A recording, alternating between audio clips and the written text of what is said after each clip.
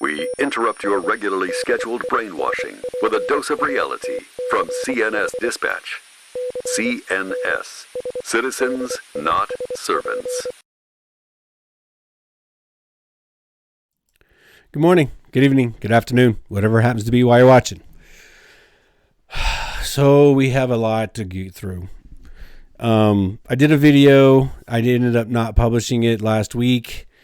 I should have published it, but I didn't. It was concerning the Durham report that came out. So basically, the video was of the context that, first and foremost, you guys have to understand, the Durham report isn't just a typed up piece of paper that he gave to CNN, Fox News, or whatever, saying this is what I think, etc. It was an actual court filing recommending indictments against people. It's an actual court filing. In order to file to court, you kind of have to have information.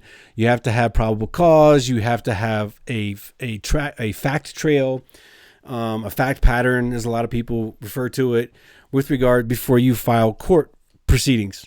So Durham's report isn't just a book report that you would do for, the book you read in the 6th grade.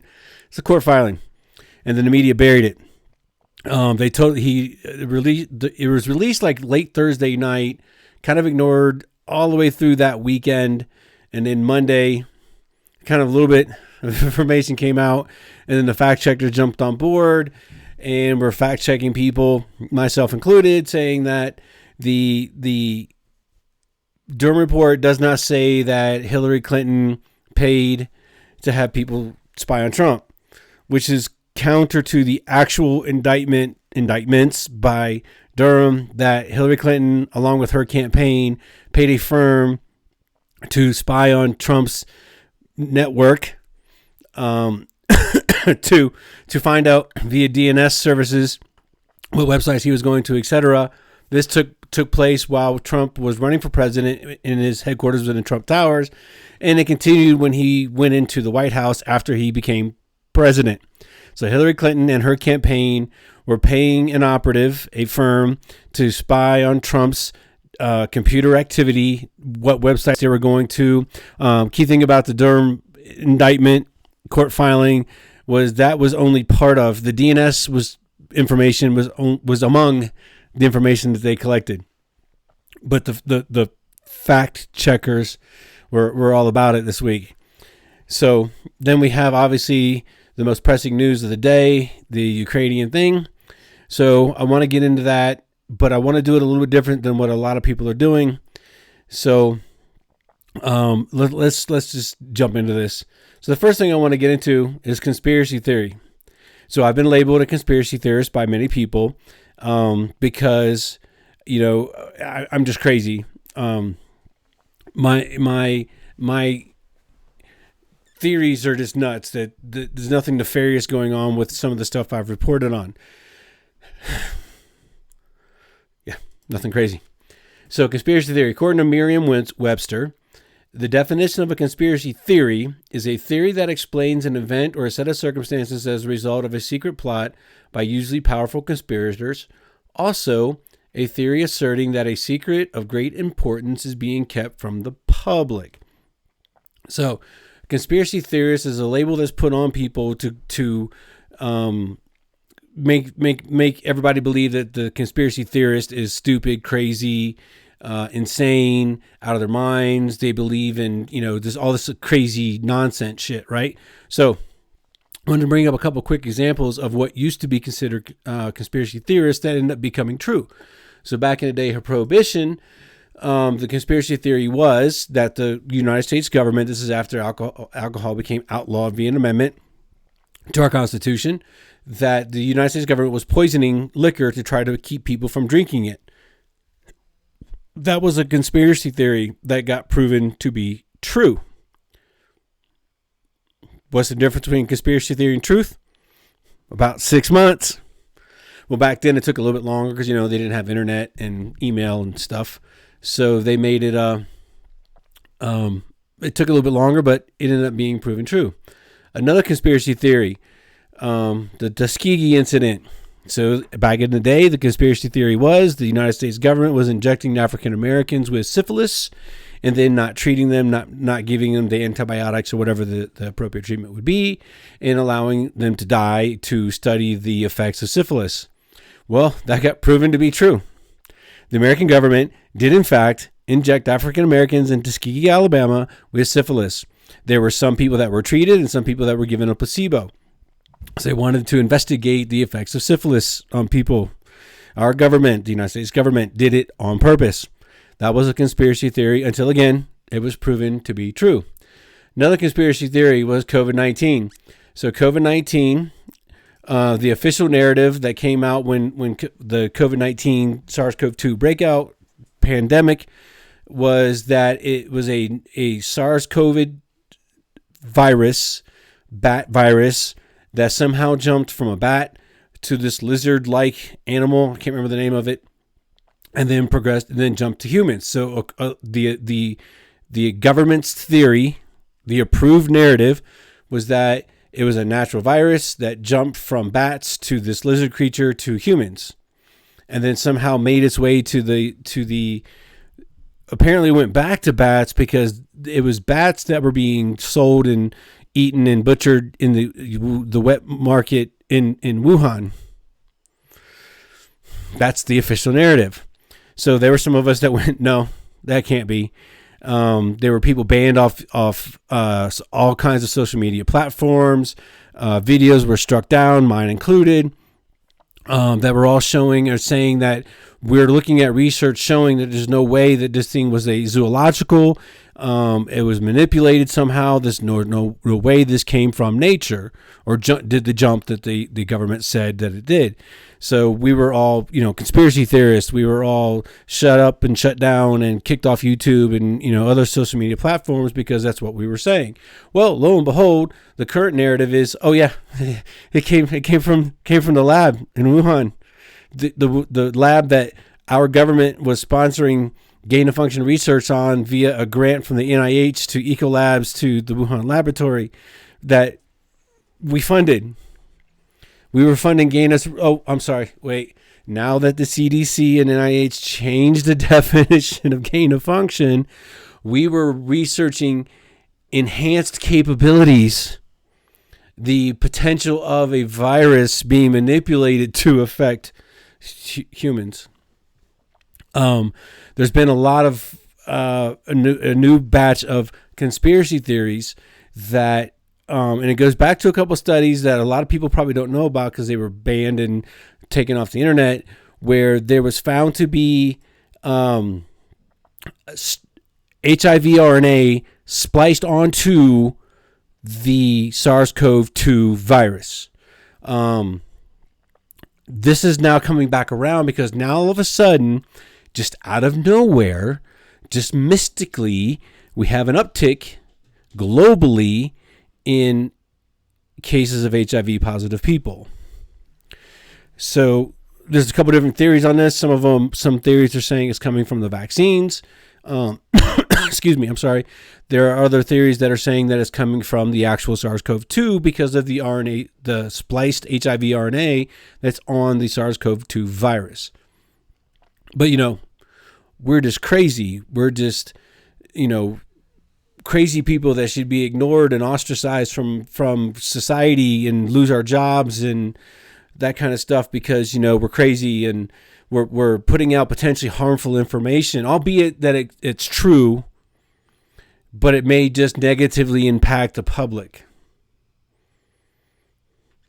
So I say all that because I came across a theory today about some things that are going on in Ukraine. So in order to understand current geopolitical issues in Ukraine, you have to go backwards. First and foremost, if you didn't know, Ukraine didn't become Ukraine. Ukraine didn't become a sovereign country until 1991 after the USSR disbanded. Ukraine became a sovereign country in 1991 after USSR disbanded. Ukraine is basically split in half by a river. You have the east, more or less the east side, more or less the west side of Ukraine. The eastern half, the eastern part of Ukraine, culturally, heritagely, or by heritage identifies as Russian. They speak Russian. They identify as Russian. They don't necessarily identify as Ukrainian.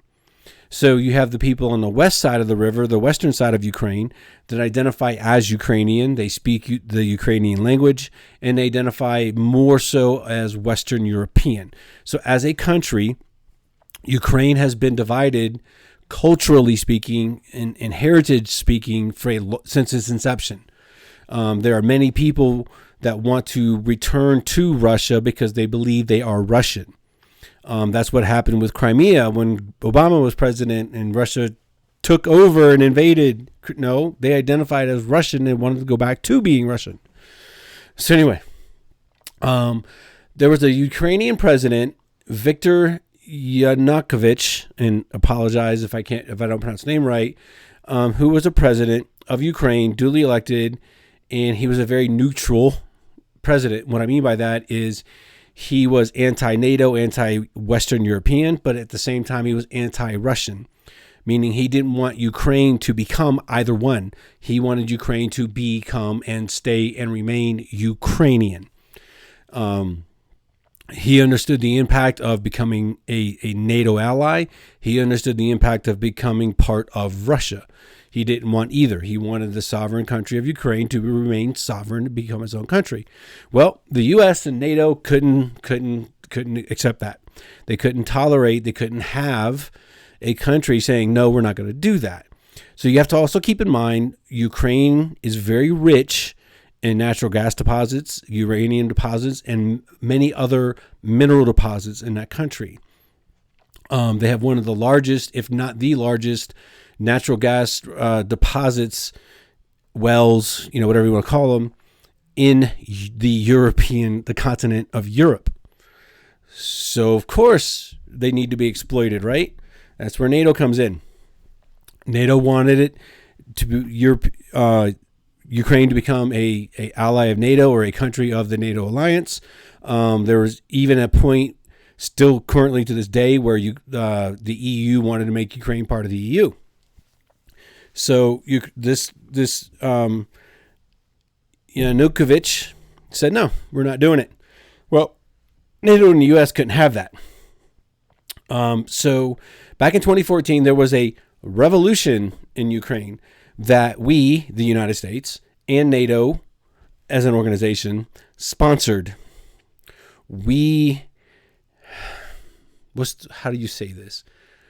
We had operatives that fostered the dissent of this president because he would not commit to becoming a NATO ally. Well, during that revolution, he had to leave. He got ousted from power, and we put our puppet in. Poroshenko became the president. He was an oligarch. He was corrupt. He ended up going away, and now we have Zelensky, whose claim to fame as a comedian in Ukraine, became president. He's a very staunch pro-NATO, imagine that, ally of a president in Ukraine. He wants to become a NATO ally. Well, you have to take into account that Ukraine shares now 3 borders with Russia: the northern border, eastern border, and the southern border, where now Crimea is. Russia said, "Oh, fuck that. I'm not going to have a NATO ally on my border." So if you pause for a minute and think about this for a second, the United States ran into something very similar to this back in the late 50s, early 60s, when Cuba became an ally of Russia and reached out to Russia for assistance, economic as well as political assistance. And then Russia started putting in missile silos or tried to put in missile silos, nuclear type missiles in Cuba. We didn't like that very much as a country. As a matter of fact, we risked a nuclear war, did a naval blockade, and we were on the brink of war. That's the closest we were ever came as a globe, as a planet to nuclear war, was back then. So you can make it a case where we're heading towards that path now, but back then we almost had a nuclear war with Russia over them putting military assets in Cuba, which was an ally of theirs, which happens to be very close to the United States. You can make the argument that we didn't invade, we didn't bomb Cuba and all that stuff. But yeah, we did invade. It's called the Bay of Pigs. We just, instead of being open and overt, we tried to do it covertly and clandestinely, and it didn't work out very well for us. So now the reverse is happening, where NATO is trying to make a country a NATO aligned country on the border of Russia and put NATO military assets in Ukraine. You also have to keep in mind there's a whole bunch of corruption involved with Ukraine, especially with Poroshenko, when it comes to the Clintons and the sons of Kerry and the son of Pelosi, who all have, so Biden's son, Pelosi's son, and Kerry's son have all worked as, high-level people in Ukrainian natural gas companies. So basically, NATO and the United States has raped Ukraine when it comes to the natural gas assets. The politicians and politicians' sibling or offspring have raped Ukraine when it comes to the natural gas repositories. The whole big guy thing with Hunter and Burisma. Yeah, that's all part of this. So basically, under Poroshenko, he's clamoring to become a NATO ally. Russia's like, no, don't you dare do it. So here we are today. So all that leads up to kind of the point I wanted to make this video about. So I saw a theory posted on social media concerning Biolabs, biological labs that the United States has in Ukraine. Did you know they existed? I didn't until today.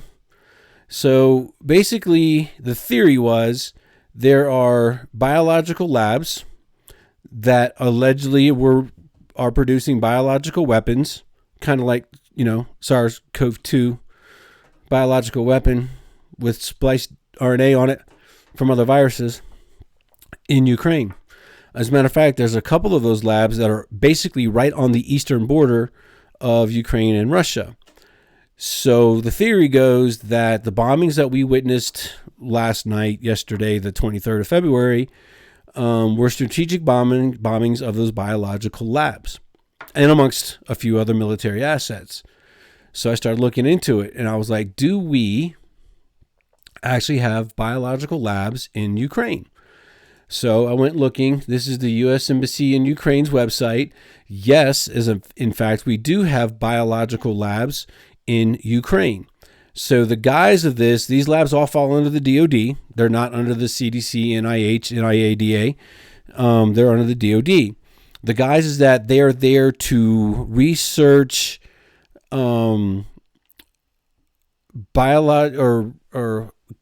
cures for any type of biological weapon that might be used against Ukraine by Russia.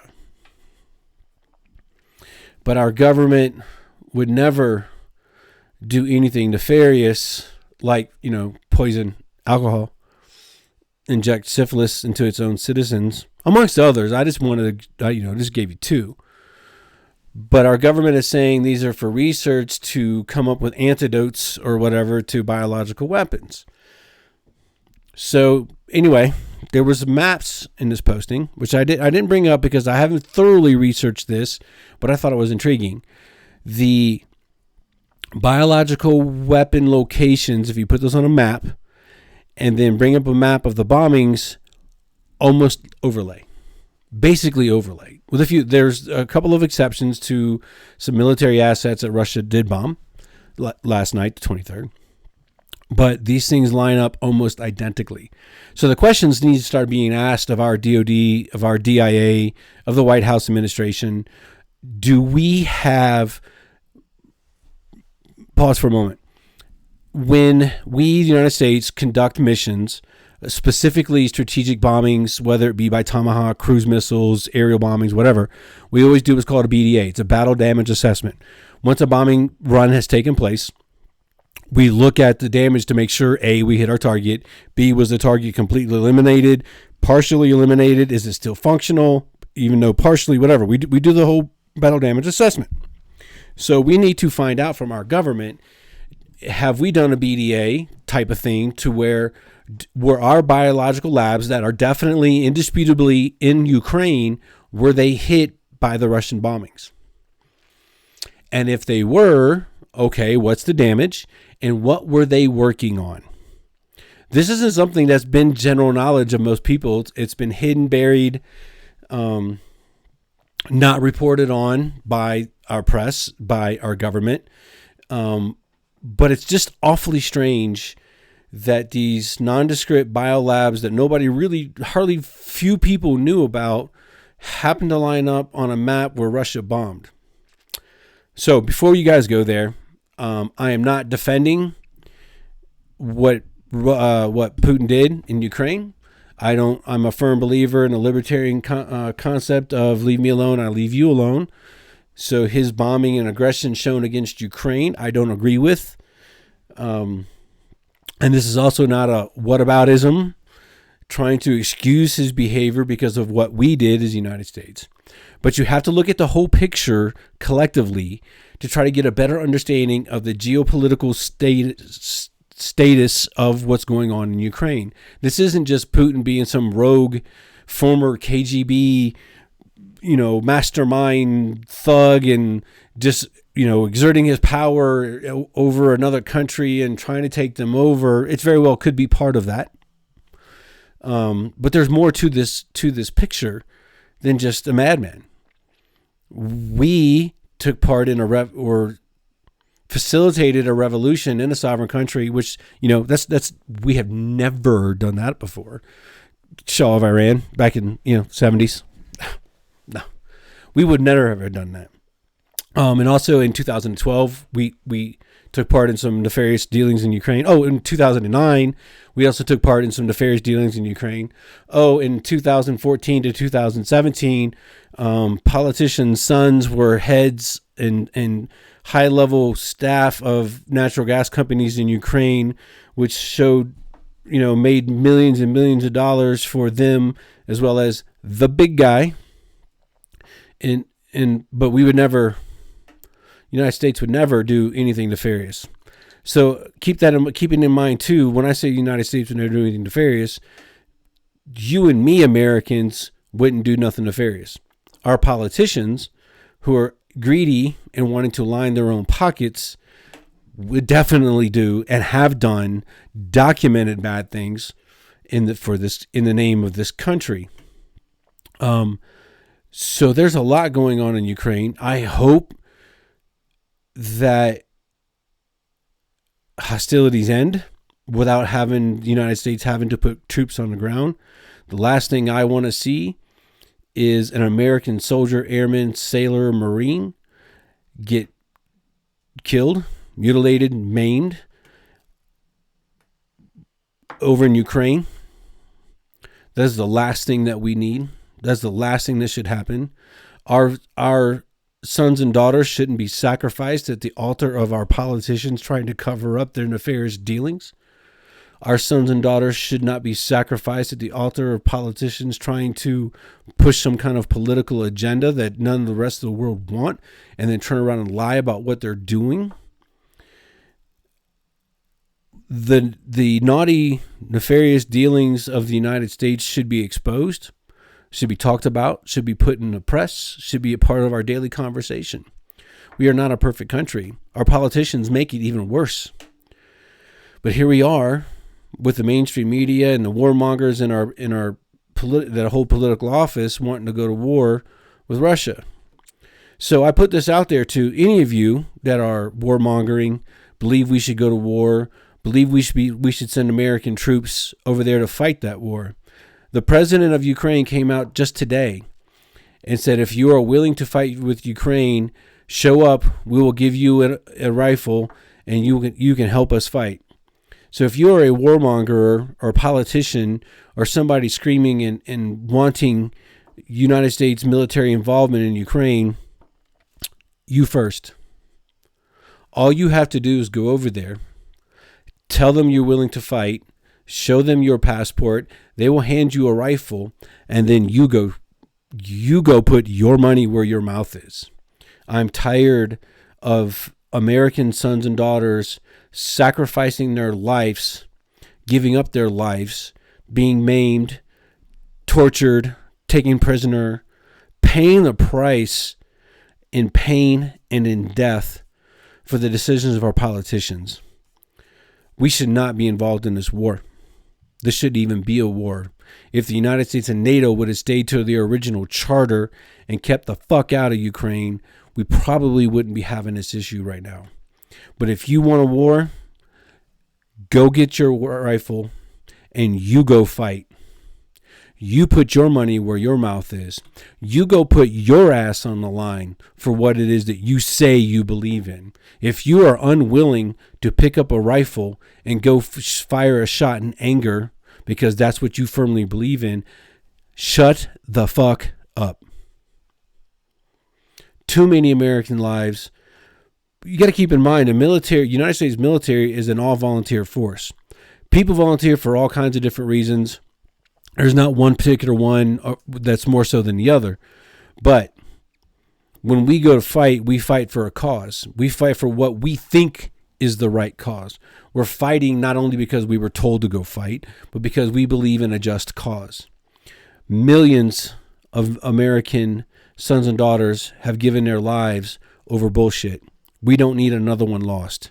You want a war? Take the president up, the Ukrainian president's offer up. Pick up your rifle, take your ass over there, put your ass on that front line, and you go do what you think needs to be done. I won't stop you. And with that, I hope you have a good rest of your day.